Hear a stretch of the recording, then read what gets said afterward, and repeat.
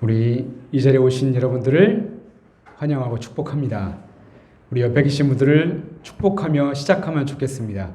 주님께서 함께 하시길 바랍니다. 주님께서 함께 하시기를 바랍니다. 오늘 교회에 새로 등록한 교인이 한 명 있는데요. 바로 제 아들 수호입니다. 저기 뒤에 지금 와 있죠.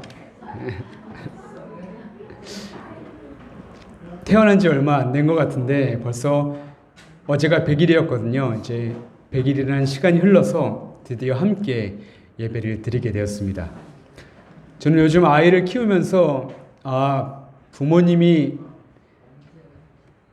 나를 키우느라 정말 고생하셨구나 라는 것을 깨닫게 됩니다.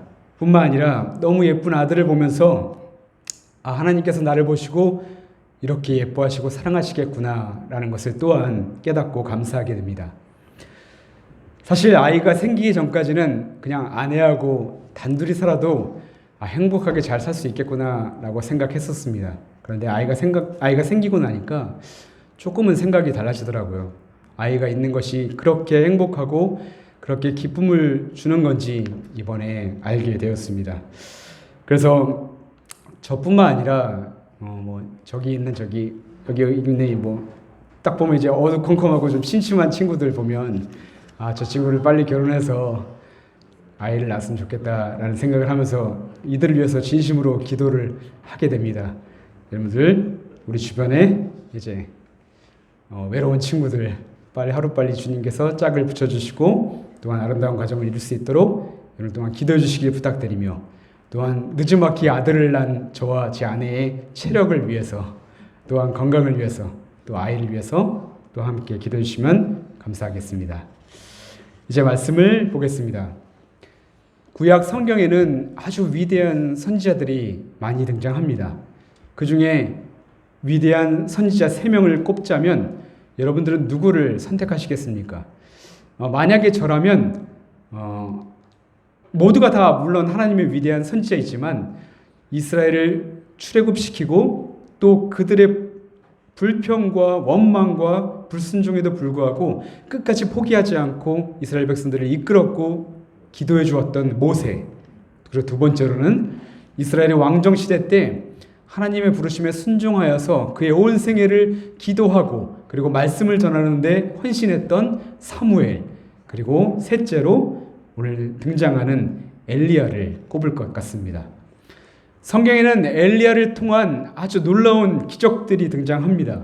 엘리야가 기도했을 때 하나님께서 사르밧 과부의 죽은 아들을 살려주셨고, 엘리야가 기도했을 때 3년 6개월 동안 비가 내리지 않았던 하늘문이 열리게 하셨으며, 또한 엘리야가 기도했을 때 하나님은 하늘로부터 불덩이가 내리는 그런 기적도 보여주셨습니다. 그리고 엘리야에 관한 놀라운 이야기가 하나 더 있는데요. 성경을 보면 죽지 않고 하늘로 올려진 인물이 딱 2명 등장하는데, 한 명이 아담의 7대 손인 에녹이었고 다른 한 명이 불수레를 타고 하늘로 올려진 바로 오늘 말씀의 주인공인 엘리야였습니다. 여기까지만 보면 엘리야는 정말 대단한 그런 선지 아닙니까? 하나님께서는 늘 엘리야와 함께 하셨고 그를 통해서 구원 역사를 이루어 가셨기 때문입니다. 근데 오늘 우리가 읽었던 본문을 보면 우리가 예상했던 엘리야와는 다르게 한없이 나약한 한 인간의 모습을 보게 됩니다. 게다가 지금 엘리야가 하나님께 드리는 기도는 가히 충격적이라고 할 수 있습니다. 열왕기상 19장 4절을 보면 엘리야가 이렇게 기도합니다. 여호와여, 지금 당장 저를 죽여주십시오. 저는 조상들보다 못한 사람입니다. 여러분, 놀랍게도 이 엘리야의 기도 바로 앞에는 바알 선지자 450명을 앞에 두고도 당당하게 기도하며 3년 반 동안 내리지 않던 비를 내리게 했던 그 모습을 눈으로 똑똑히 보았던 엘리야였습니다. 그런데 엘리야가 왜 이렇게 한순간에 하루아침에 한없이 초라한 사람이 되었던 것일까요? 그 이유가 과연 무엇이었을까요? 엘리야는 주전 9세기경 북왕국 이스라엘에서 활동하던 선지자였습니다. 당시 북이스라엘을 다스리던 왕은 아합이었는데 이스라엘의 역대 왕들 중에서 가장 악한 왕으로 손꼽히던 사람이었습니다. 아합 왕은 정치적인 목적으로 시돈 왕의 딸인 이세벨과 이제 결혼을 하게 되었는데 심지어 이 결혼한 이 이세벨이라는 여인도 이 아합 못지않게 엄청나게 악한 사람이었던 것이죠. 그 당시의 문화는 결혼을 하게 되면 그 아내의 집에서 그들이 갖고 있는 문화와 또 그들이 섬기던 신까지 함께 들여오던, 마치 혼수 갖고 오듯이 함께 들여오던 시기였습니다. 그래서 이세벨은 바로 자신이 섬기던 우상 풍요의 신 바알과 다산의 신 아세라를 함께 이스라엘에 들고 결혼을 왔던 것이죠. 그렇게 이세벨은 아합뿐만 아니라 온 이스라엘 백성들에게 자신이 섬기고 있는 이 바알과 아세라를 섬기도록 강요하기 시작했습니다. 이 일로 인해 실제로 많은 이스라엘 백성들이 하나님을 떠나 바알과 아세라를 섬기는 일이 실제로 벌어지고 말았죠. 이때 하나님께서 세우신 선지자가 바로 엘리야였습니다. 아합과 이세벨의 행태에 노하신 하나님은 엘리야를 아합 왕에게 보내셨고 앞으로 수년 동안 이스라엘에 비가 내리지 않게 될 것이라고 이제 예언하라라고 이제 보내게 되었죠. 그리고 엘리야의 예언대로 그날 이후 가뭄은 3년 반 동안이나 지속되기 시작했습니다. 근데 여기서부터 문제가 점점 더 심각해지기 시작한 것이었습니다. 이쯤 되면 회개할 줄 알았던 이세벨이 오히려 시간이 지날수록 더 악해져만 가고 더 독해져만 갔던 것이었습니다. 이제 더는 기다릴 수가 없어서 엘리야는 하나님의 명령대로 다시 아합을 찾아갑니다. 그리고 대결을 하나 제안하는데요. 대결 방법은 아주 간단합니다. 서로 각자 제단을 쌓아놓고 각자의 신들에게 기도를 해서 저 제단에 불을 내리는 신이 진짜 신이다 라고 대결을 하자는 것이었습니다. 한마디로 기도 배틀을 붙자는 것이었어요. 그렇게 바알 선지자 450명과 엘리야 1명의 기도 배틀이 시작되었습니다. 여러분, 어떤 결과가 있었는지는 다들 잘 아실 겁니다. 바알 선지자들의 기도에는 아무 일도 일어나지 않았지만 엘리야의 기도를 들으신 하나님께서는 바로 하늘에서 강렬한 불을 내리셔서 제단을 모두 태워버리는 놀라운 사건을 두 눈으로 목격하게 하죠. 그리고 여기서 멈추지 않고 엘리야는 또 하나의 기도를 드리게 되는데 바로 3년 반 동안 닫혀있던 하늘문을 열리게 해달라는 기도였습니다. 이 또한 응답되어서 하나님께서 이스라엘에 큰 비를, 은총의 비를 내리시게 됩니다. 자, 여러분, 딱 여기까지만 보면 엘리야는 참 대단한 선지자입니다. 정말 기도의 사람이었고 하나님을 전적으로 의지했던 사람, 담대한 사람이었습니다. 그런데 이런 엘리야가 단 한순간에 무너져버리는 일이 발생하게 되는데요. 다른 것이 아니라 바로 여왕 이세벨의 한마디, 그저 이 여인의 한마디 때문이었습니다. 본문 2절을 보면 이렇게 말씀합니다. 이세벨이 사신을 엘리야에게 보내어 이르되 내가 내일 이맘때에는 반드시 너의 생명을 저 사람들 중 한 사람의 생명과 같게 하리라. 이게 무슨 말이냐면 갈멜살 대전에서 패배를 당해 죽임을 당한 저 바알 선지자 450명처럼 너도 내일 반드시 죽게 될 것이다. 바로 예고 살인을 하게 된 것이었습니다. 근데 여러분, 이 말을 들은 엘리야의 반응이 참으로 당황스럽지 않습니까? 그래, 난 두려울 것이 없어. 어디 한번 올 테면 와보라지. 내가 기다리고 있을게. 이게 아니었습니다. 그는 지레 겁먹고 꽁무니 빠지게 도망쳐 버렸습니다. 하루 동안 이 엘리야가 있었던 그 이스라엘에서 브엘세바까지 갔다고 성경은 기록하는데 그 거리가 무려 160km였습니다. 여러분, 성인 남자가 하루에 50km를 보통 걸어갈 수 있다고 해요. 그런데 160km를 걸어갔다고 하는 것은 얼마나 두려웠으면 이 사람이 쉬지도 않고 걸어갔을까라는 것을 우리가 알 수 있는 것이죠. 게다가 그것으로도 모자라는지 함께 동행했던 종을 그 자리에 두고 하루 길을 더 광야로 들어가게 됩니다. 그리고 엘리야는 지금 로뎀나무 아래에 쓰러져 하나님, 제 생명을 거두어 가십시오. 저는 쓸모없는 사람입니다. 라고 기도하기 시작하죠. 불과 며칠 전만 해도 불이 하늘에서 떨어지고 닫혔던 하늘문이 열려서 비가 내리고 하나님의 전능하심을 두 눈으로 똑똑히 보았던 그가 악한 여인의 단 한마디 때문에 그렇게 한없이 무너져 버렸던 것이었습니다. 그래서 엘리야의 이런 급변한 행동을 보고 성경 학자들이 이렇게 이야기하더라고요. 저 뒤에 있는 그 책장에 이제 하우 주석이라고 있는데요. 거기 찾아보니까 이렇게 학자가 설명하더라고요. 하늘에서 불이 떨어지고 또 닫혔던 하늘문이 열려서 비가 내리고, 그러니까 이제 아합 왕이 감동받아서 여왕 이세벨을 패하고 회개운동도 일어나고 바알과 아세라 신전을 부셔버리고, 이제 이스라엘 백성들도 하나님께로 돌아오겠구나. 이제는 끝이구나. 내 기도, 내 바람이 이제 다 이루어지겠구나. 이렇게 엘리야가 생각했을 것이다 라고 이야기합니다.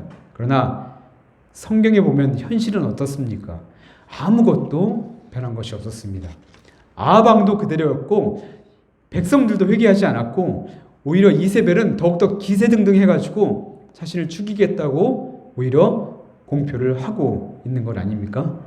이처럼 엘리야는 시간이 지나도 변하지 않는 이 현실을 보면서 극심한 절망과 무력감, 영적 침체를 아주 깊게 느끼고 있었던 것이었습니다. 근데 여러분, 엘리야가 무너져버린 결정적인 말씀 하나가 본문 3절에 기록되어 있습니다. 뭐라고 써있냐면 그가 이 형편을 보고라고 기록되어 있습니다. 영어 성경을 다 뒤져보니까 뭐라고 써있냐면 엘리야 was afraid라고 써있어요. 그러니까 엘리야가 두려워했다라고 설명합니다. 그러니까 엘리야가 이 형편을 보았다는 이야기는 자신의 내면의 두려움을 보았다라는 것입니다. 다시 말해 늘 하나님만 보고 하늘만 보았던 엘리야가 자기 자신을 바라보았다는 것입니다. 자기 자신만 바라보니까 하나님의 능력이 보이지 않았고 자기 형편만 보니까 그를 돌보시는 하나님의 손길을 볼 수가 없었던 것이었습니다. 여러분, 우리는 성경을 볼 때 엘리야를 정말 위대한 선지자라고 생각합니다. 그가 기도할 때마다 그 기도가 바로바로 응답되었고 우리가 살면서 단 한 번도 경험해 볼 수 없는 그런 놀라운 기적들을 엘리야는 수도 없이 체험한 인물이었습니다. 그러나 엄밀히 따져보면 이 놀라운 기적들은 하나님이 일으키신 것이지 이 엘리야가 일으킨 것은 아니었습니다. 그러니까 엘리야도 기도하지 않고 하나님이 아니라 자신의 형편만 바라보니까, 자신의 내면의 연약함과 두려움만 바라보니까 그도 원망만 늘어놓는, 차라리 죽기를 원하는 우리와 똑같은 연약한 한 사람이었던 것입니다. 하나님의 도우심과 은혜가 아니라면 단 하루도 설 수 없는 연약한 존재라는 것을 바로 엘리야를 통해서 우리에게 깨닫게 해주시는 것입니다. 그런데 여러분, 사실 오늘 주님께서 우리에게 주신 그 말씀은 엘리야의 연약함에 대한 이야기가 아닙니다. 오늘 말씀의 제목처럼 엘리야의 연약함마저도 품어주시는 하나님에 대한 이야기라고 할 수 있죠. 다시 말씀을 보면 하나님은 자기 생명마저도 포기하고 하나님께 원망만 늘어놓는 엘리야를 단 한 번도 책망하거나 나무라지 않으십니다. 너무도 볼품없이 쓰러져 있는 엘리야였지만 선하신 하나님은 오히려 그를 감싸 안아주십니다. 그리고 하나님은 엘리야의 육신의 필요와 영적인 필요를 하나도 남김없이 다 공급하기 시작합니다. 5절을 보십시오. 하나님은 엘리야에게 잠을 허락해 주셨습니다. 여기서 잠이라 함은 마음의 평안함을 의미합니다. 그리고 6절을 보면 하나님은 엘리야에게 숯불에 구운 떡과 물 한 병을 주셨습니다. 엘리야에게 가장 간절했던 육신의 필요를 채워주신 것입니다. 마지막으로 7절을 보십시오. 하나님은 엘리야를 일으키셔서 다시금 사명을 일깨워주셨고 그것을 감당할 만한 능력을 다시 한번 허락해 주셨습니다. 선하신 하나님은 불평하고 자기 사명을 포기하고 싶었던 그런 엘리야였지만 여전히 그를 위로하시고 사랑해 주셨고 그에게 꼭 필요한 영과 육의 필요를 남김없이 다 채워주셨던 것입니다. 일본의 과학자 우에하라 하루오의 힘 빼는 기술이라는 책을 보면 아주 재미난 글귀가 하나 등장합니다. 훌륭한 공예가가 가장 즐겨 사용하는 칼은 무엇일까? 잘 들지 않는 칼이다. 너무 잘 드는 칼은 오히려 걸작을 만드는데 방해가 된다고 생각하기 때문이다. 우키오의 화가들이 자주 사용하던 화법 중에 한색 빼기라는 것이 있다. 마지막 한 색깔만 추가하면 완성될 것 같은데 일부러 색을 더하지 않고 붓을 내려놓는 기법이다. 이 기법으로 그림은 더욱더 빛을 발하게 된다. 예로부터 밀어붙이기보다는 물러서기를, 더하기보다는 빼기를 아름다움의 미학이라고 생각해 왔다. 저자의 요지는 한마디로 힘을 빼는 것이 진정 강해지는 것이다 라는 것이었습니다. 마찬가지로 모든 운동의 기본은 몸에서 힘을 빼는 것으로부터 시작합니다. 우리 장인어른 잘 아시죠? 골프 치려면 3년을 힘을 빼야 된다고 합니다. 머리에서 생각을 빼는 것이 모든 평안함의 기본이 됩니다. 좋은 연기를 위해서는 몸의 감정에서 힘을 빼야 하고요. 노래를 잘하려면 목에서 힘을 빼야 합니다. 움켜쥔 손에 힘을 빼고 손바닥을 펼쳐야만 그 안에 새로운 것을 우리는 담을 수가 있습니다. 근데 여러분, 우리의 신앙도 마찬가지입니다. 내 안에 두려움과 염려가 있다면 주님 앞에 다 내어놓아야 합니다. 내가 할 수 없음을 주님 앞에 고백하고 주님의 도우심을 구해야 합니다. 내 힘, 내 생각을 다 빼고 하나님의 말씀, 하나님의 능력으로 내 안을 가득 채워 넣어야 합니다. 그러면 주님께서 우리의 삶을 가볍게 만들어 주십니다. 독수리가 날개치며 올라감같이 날아오를 수 있게 해주십니다. 무엇보다 우리 주님은 우리에게 선한 것 주시기를 원하시는 분입니다. 내가 연약했을 때라도 나에게 책망하지 않으시고 오히려 그 연약함도 이해해 주시며 사랑으로 감싸주시는 분이 바로 우리 하나님이시기 때문입니다. 바라기는 나의 연약함, 나의 형편을 보는 사람이 아니라 주님을 의지하여 주께 모든 것을 내어 맡길 줄 아는 사람, 매 순간 선한 것으로 채우시는 주님을 만나는 이 놀라운 순간이 저와 여러분과 함께하기를 간절히 바라고 축복합니다. 아멘. 한 가지를 더 전하고 여러분 설교를 마칠까 합니다. 오늘 본문 8절을 보면 엘리야는 일어나 먹고 마시고 그 음식물의 힘을 의지하여 40주 40야를 가서 하나님의 산 호렙에 이르니라 라고 말씀합니다. 여기서 하나님이 엘리야에게 주셨던 음식은 고작 천사가 2번 공급한 음식이 전부였는데 고작 그것을 먹고 40일을 밤낮으로 걸어갔다고 말씀합니다. 여러분 이해가 되십니까? 그러니까 성경이 이것은 누가 보아도 불가능한 일입니다. 어떻게 2번 음식으로 그 거리를 갈 수 있다는 말입니까? 그러나 성경이 말하는 이 음식, 엘리야가 먹었다는 이 음식은 우리가 하루 3끼 먹는 음식과는 질적으로 다른 음식이라는 것을 말해줍니다. 그 떡은 바로 우리가 복음서에서 보았듯 영원히 목마르지 않고 영원히 줄이지 않는 그리스도의 생명의 떡이었음을 이 엘리야가 먹은 그 사건을 통하여 우리에게 상징적으로 미리 보여주는 것이었습니다. 그렇습니다. 엘리야가 먹은 음식은 엘리야에게 생명을 주고 사라졌습니다. 그 떡은 엘리야의 몸속에서 소화되었고 엘리야에게 새 힘을 불어 넣어 주었으며 죽기를 간청했던 그의 마음은 새로운 소망으로 가득 채워졌습니다. 이렇게 변하게 된 것은 다른 것이 아니라 걱정하지 마라, 염려하지 마라, 내가 너를 지금도 그리고 앞으로도 영원히 함께 할 것이다. 바로 언제나 함께 하시고 동행하시는 그리스도가 있기에 가능하게 되었던 것이었습니다. 사랑하는 여러분, 절망 가운데 자신을 내팽개친 엘리야를 어루만지시고 필요를 다 공급해 주시며 생명의 떡으로 배부르게 하신 하나님께서 이 시간 여러분과도 함께 하심을 믿으시기를 바랍니다. 광야길을 가던 엘리야가 쓰러져 있던 곳은 다른 곳이 아니라 로뎀나무라는 곳이었습니다. 엘리야에게 있어서 로뎀나무는 절망의 자리, 정말 죽고 싶었던 정말 죽음의 자리였습니다. 하지만 그 자리에서 하나님을 만나자 어떻게 변했습니까? 그 로뎀나무가 생명의 자리, 소망의 자리로 단숨에 바뀌어 버렸습니다. 그렇다면 여러분, 이 시대에 지금 이 자리에서 로뎀나무, 이 시대의 로뎀나무가 어디입니까? 바로 이곳, 하나님께서 세우신 교회가 바로 한 그루의 로뎀나무입니다. 여러분 중에 상처받고 고통받는 분이 계시다면, 또한 말 못할 사정과 고민으로 아파하고 계신 분이 있다면, 또 두려움과 걱정과 염려에 빠져 살고 계신 분이 있다면, 우리 주님께서 여러분의 연약함을 알고 계시고 지켜보고 계심을 믿으시기를 바랍니다.